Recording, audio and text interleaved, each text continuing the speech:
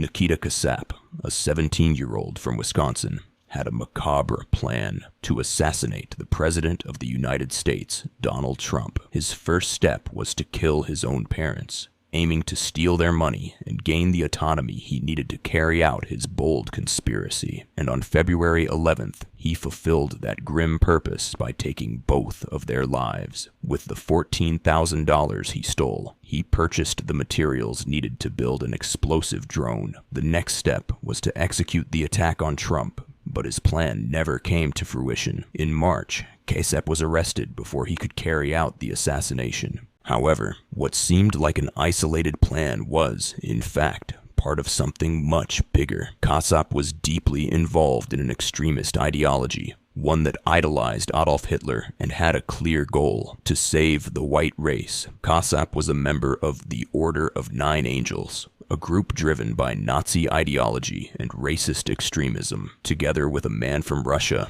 he crafted the plan to assassinate Donald Trump and trigger a political revolution to save the white race. But why target Trump? A document found after his arrest revealed the following statement: "As for the motive, specifically Trump, I think it's pretty obvious. By eliminating the president and possibly the vice president, chaos would be guaranteed. Once they had defined their target, they had to figure out how to do it."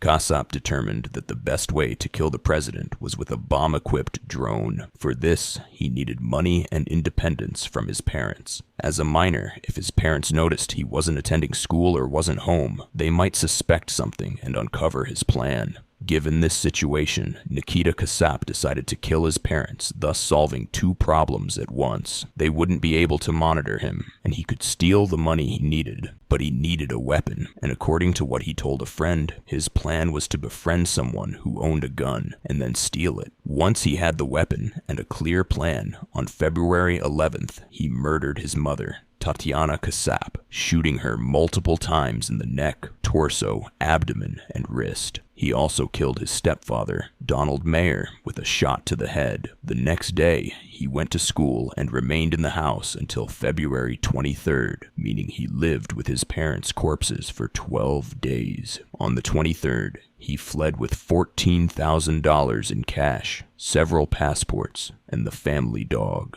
On February 28th, 2 weeks after the murders, the police discovered the bodies. The school had reported that the teen had been absent for many days, and officers from the Waukesha County Sheriff's Office visited the family home for a wellness check. The mother was found under a pile of clothes and blankets near the kitchen, and Mr. Mayer was found in the home office. Both bodies were in an advanced state of decomposition. During that time, Casap had begun funding the purchase of a drone and explosives to carry out his plan. But just days after the bodies were discovered, he was arrested for running a stop sign. He was driving his stepfather's Volkswagen Atlas in Waukene, Kansas, over 800 miles from his home in Wisconsin. Authorities also found photos of Mayer's credit and debit cards, as well as access credentials for a bank account Casap intended to use. After his arrest, the investigation uncovered handwritten notes, text messages, and images, including a self-authored manifesto detailing plans to kill the president,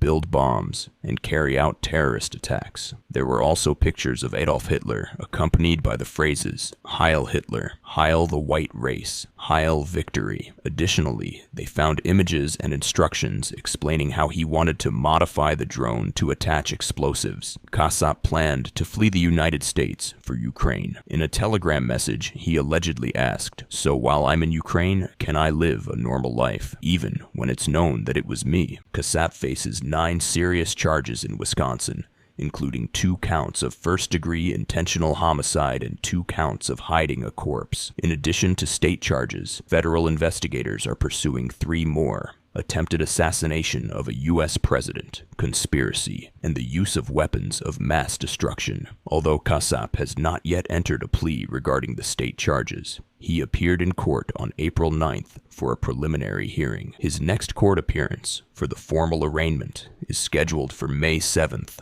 What began as a brutal family crime quickly escalated into a national terrorism case with deep ideological roots. Nikita Casap didn't just kill his parents. He aimed to alter the political course of an entire country. Cases like this remind us of the dangers of fanaticism, youth radicalization and how easily destructive ideas can take hold. What do you think about this case? Do you believe the system could have caught something earlier before things went this far? Let me know in the comments, and don't forget to subscribe for more stories like this one. See you in the next video.